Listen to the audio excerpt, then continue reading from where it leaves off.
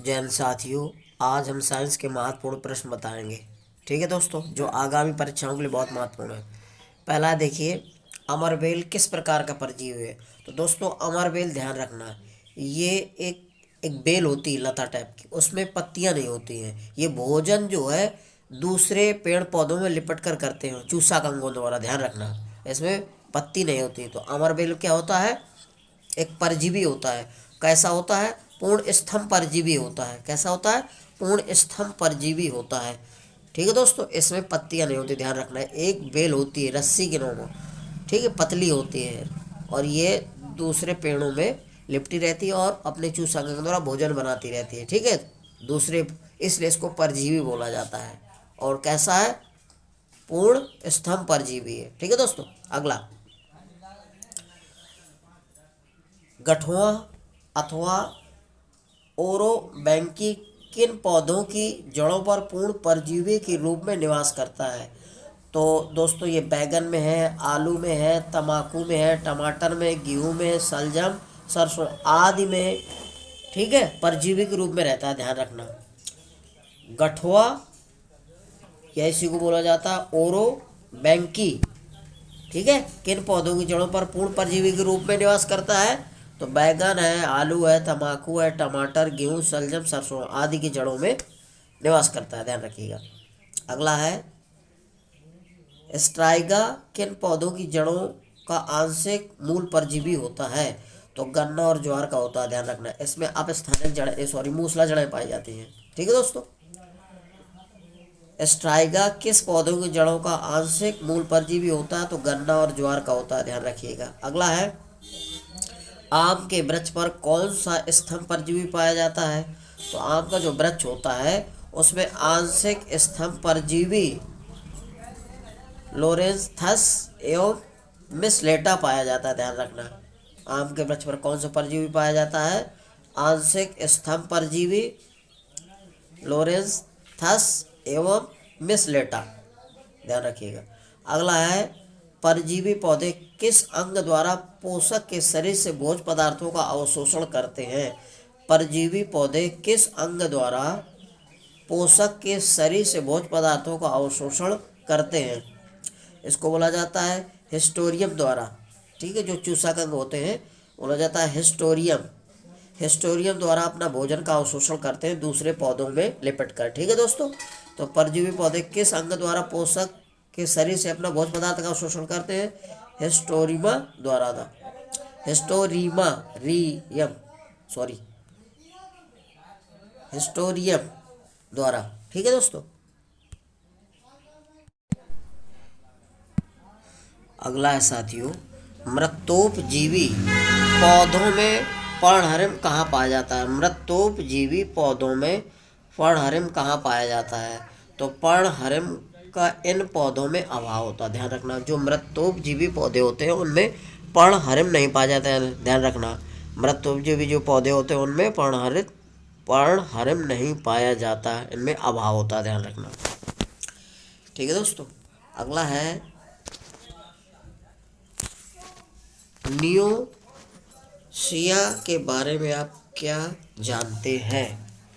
तो दोस्तों, ये ध्यान रखिएगा, नियोसिया के बारे में आप क्या जानते हैं। तो नियोसिया एक आर्किड है जो वन की ह्यूमरस से भरपूर मिट्टी में उगता है। ध्यान रखना, नियोसिया एक आर्किड है जो वन की ह्यूमरस से भरपूर मिट्टी में उगता है। ध्यान रखिएगा। ठीक है दोस्तों, अगला है, कवक की किसी पौधे की जड़ के साथ सहजीवन को कौन सी उपमा प्रदान की गई है। तो दोस्तों, इसको माइकोराइजा, माइकोराइजा राइजा, यह सहजीवन जंगली पौधों में पाया जाता है। ध्यान रखना, कवक की किसी पौधे की जड़ के साथ सहजीवन को कौन सी उपमा प्रदान की जाती है? माइकोराइजा। ध्यान रखिएगा, यह सहजीवन जंगली पौधों में पाया जाता है। अगला है, शैवाल तथा कवक के घनिष्ठ संबंध को कौन सी संज्ञा प्रदान की गई है। तो इसको लाइकेन बोला जाता है। ध्यान रखना, कवक और शैवाल के घनिष्ठ संबंध को, या ऐसा भी पूछा जा सकता है कि शैवाल और कवक के बीच की कड़ी कौन है। तो लाइकेन है। ध्यान रखना। ठीक है दोस्तों, अगला है एजोला किसका परजीवी है? एजोला किसका परजीवी है? तो ये है फर्न एवं नीला हरा शैवाल का सहजीवी होता है, ध्यान रखना। फर्न एवं नीला हरा शैवाल का। ठीक है दोस्तों। अगला, कीट बच्छी पौधे किस स्थान पर उगते हैं? कीट बच्छी पौधे किस स्थान पर उगते हैं? तो दोस्तों ऐसी भूमि में उगते हैं जहाँ भूमि में नाइट्रोजन का अभाव होता है, ध्यान रखना। कीट बच्छी पौधे ऐसी जगह उगते हैं जहाँ नाइट्रोजन का अभाव होता है, जहाँ नाइट्रोजन नहीं पाई जाती वहाँ पर कीट बच्छे पौधे उगते हैं, ध्यान रखिएगा। ठीक है दोस्तों। कीट बच्छे पौधे कहाँ उगते हैं? जहाँ पर नाइट्रोजन का अभाव होता है, जहाँ नाइट्रोजन नहीं पाई जाती। ठीक है दोस्तों, ध्यान रखिएगा। अगला है, भारत में कीट बच्छी पौधे मुख्यतः कहाँ पाए जाते हैं? तो दार्जिलिंग, ध्यान रखना, दार्जिलिंग में, नैनीताल और कश्मीर में पाए जाते हैं। तो कीट बच्छे पौधे दोस्तों कहाँ पाए जाते हैं भारत में? दार्जिलिंग, नैनीताल और कश्मीर में पाए जाते हैं। 3 जगह पाए जाते हैं। कश्मीर हो गया, जम्मू कश्मीर, नैनीताल और दार्जिलिंग, ध्यान रखना।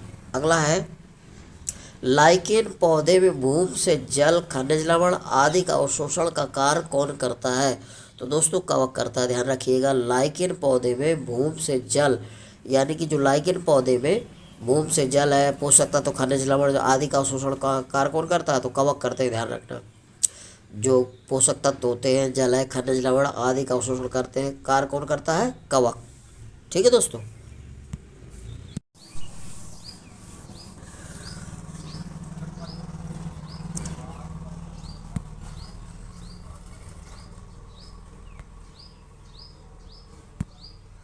अगला है साथियों, जिबरेलिन नामक हार्मोन की खोज किसने और कहाँ से किया था? तो जापानी वैज्ञानिक ई कोरोसावा ने फ्यूजेरिक प्रजाति के कवक से किया था, ध्यान रखना। तो जिबरेलिन नामक हार्मोन की खोज किसने की थी? ई कोरोसावा ने की थी, ध्यान रखना। और किससे? फ्यूजेरिक प्रजाति के कवक से की थी, ध्यान रखना, कवक से की थी। अगला है, आनुवांशिक रूप से बौने पौधों को लंबा करने के लिए किस हार्मोन का प्रयोग किया जाता है या उपयोग किया जाता है? आनुवांशिक रूप से बौने पौधों को लंबा करने के लिए किस हार्मोन का प्रयोग किया जाता है? जिबरेलिन का, ध्यान रखना। जिबरेलिन हार्मोन का प्रयोग किया जाता है। जो बौने नाटे छोटे कट के पौधे होते हैं उनको लंबाई बढ़ाने के लिए जिबरेलिन हार्मोन का प्रयोग किया जाता है। यह एक पादप हार्मोन है। ठीक है दोस्तों। अगला है, कोशिका विभाजन को उत्प्रेरित करने वाले हार्मोन का क्या नाम है? तो साइटोकाइनेंस नाम, ध्यान रखना, साइटोकाइनेंस। कोशिका विभाजन को उत्प्रेरित करने वाले हार्मोन का क्या नाम है? साइटोकाइनेन, या इसी को साइटोकाइनेंस बोला जाता है। कोशिका विभाजन को उत्प्रेरित करने वाले हार्मोन का क्या नाम है? साइटोकाइनेन या काइनेंस, ध्यान रखिएगा। अगला है, फलों को पकाने वाले हार्मोन एथिलीन होता है, इसी को एथीन बोला जाता है दोस्तों। क्या बोला जाता है? एथीन, ध्यान रखना। फलों को पकाने वाले हार्मोन क्या बोला जाता है? एथिलीन, या इसी को बोला जाता है एथीन। ठीक है दोस्तों। और ये एथिलीन जो है एक गैस पादप हार्मोन है जो फलों को पकाने के काम आता है। ठीक है दोस्तों। अगला है, एसिटिलीन तथा प्रोपाइलिन किस हार्मोन्स की तरह कार्य करते हैं? यानी कि एसिटिलीन और प्रोपाइलिन किस हार्मोन्स की तरह कार्य करते हैं? तो एथिलीन की तरह कार्य करते हैं, अर्थात ये भी फल को पकाने का कार्य करते हैं दोनों, एसिटिलीन भी और प्रोपाइलिन। क्या होता है? प्रोपाइलिन और एसिटिलीन दोनों भी फलों को पकाने का कार्य करते हैं। ठीक है, ये एथिलीन की तरह कार्य करते हैं। अगला है, पत्तियों, फूलों एवं फलों में विगलन परत के निर्माण को कौन सा हार्मोन उत्तेजित करता है? तो एथिलीन्स, ध्यान रखना। एथिलीन कौन होता है? एथिलीन्स। एथिलीन जो है पत्तियों, फूलों और फलों में विगलन परत के निर्माण का कौन सा हार्मोन उत्तेजित करता है? तो एथिलीन, इसी को बोला जाता है एथीन, ध्यान रखना, एथिलीन। अगला है, कौन सा हार्मोन लिंग निर्धारण में महत्वपूर्ण होते हैं? तो एथिलीन और जिबरेलिन, ध्यान रखना। कौन सा हार्मोन लिंग निर्धारण में महत्वपूर्ण होते हैं? एथिलीन और जिब्रेलिन। अगला है पुष्पन प्रेरक पदार्थ है फ्लोरीजन, ध्यान रखना। कौन सा पुष्पन प्रेरक पदार्थ कौन सा है? फ्लोरीजन, फ्लोरीजन है, ध्यान रखना। अगला है आर्क ऑक्सीनोमीटर से क्या मापा जाता है, यानी किसकी माप करते हैं? तो पौधों की वृद्धि, पौधों की वृद्धि के किससे मापा जाता है, किस यंत्र से? तो इसको बोला जाता है आर्क ऑक्सीनोमीटर। आर्क ऑक्सीनोमीटर से क्या मापा जाता है? पौधों की वृद्धि, ठीक है, मापी जाती है। पौधों की वृद्धि मापने के लिए किस यंत्र का प्रयोग किया जाता है? ऑक्सोमीटर, ध्यान रखना, ऑक्सोनोमीटर, आर्क ऑक्सीनोमीटर, ऑक्सीनोमीटर। ठीक दोस्तों।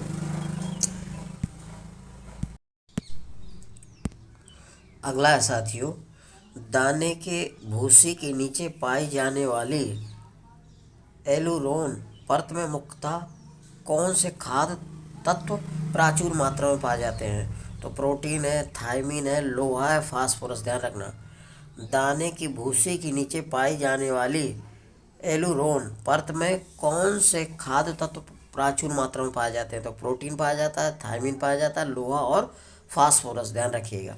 अगला है किस प्रकार के परिष्कृत चावल में थायमीन की मात्रा सर्वाधिक पाई जाती है? तो कम उबले चावलों में पाई जाती है थायमीन की मात्रा। यदि चावलों को कम उबाला जाए तो उसमें थायमीन की मात्रा सबसे अधिक होती है, ध्यान रखिएगा। अगर ज़्यादा उबाल देते हैं तो थायमीन जो विटामिन होता है B1 नष्ट हो जाता है, ध्यान रखिएगा। ठीक है दोस्तों। अगला, किस प्रकार के चावल का उपयोग करने पर बेरी रोग होने की संभावना प्रबल होती है? तो मशीन का कुटा हुआ चावल, ध्यान रखना। जो मशीन से कुटा हुआ चावल होता है उसमें वेरी रोग होने की संभावना ज़्यादा होती है। ठीक है दोस्तों। अगला है चावल को धुलने पर कौन सी विटामिन नष्ट हो जाती है? तो थायमीन नष्ट हो जाता है। तो चावलों को धुलने पर कौन सी विटामिन नष्ट हो जाती है? थायमीन, क्योंकि चावलों में थायमीन विटामिन पाई जाती है। अगर चावलों को ज़्यादा धुल दिया जाए अच्छी तरह से तो उसमें थायमीन विटामिन नष्ट हो जाता है, यानी पानी के साथ बह जाता है। ठीक है दोस्तों। अगला, संसार का पहला सुपर फाइन बायोटेक चावल कौन सा होता है? तो सुगंध पूसा 1460 होता है, ध्यान रखना। संसार का पहला सुपर फाइन बायोटेक चावल कौन सा है? सुगंध पूसा 1460 होता है। ठीक है दोस्तों, मेरा वीडियो यदि अच्छा लग रहा है तो मेरे वीडियो को लाइक और सब्सक्राइब अवश्य करिए। प्लीज़ साथियों, जय हिंद।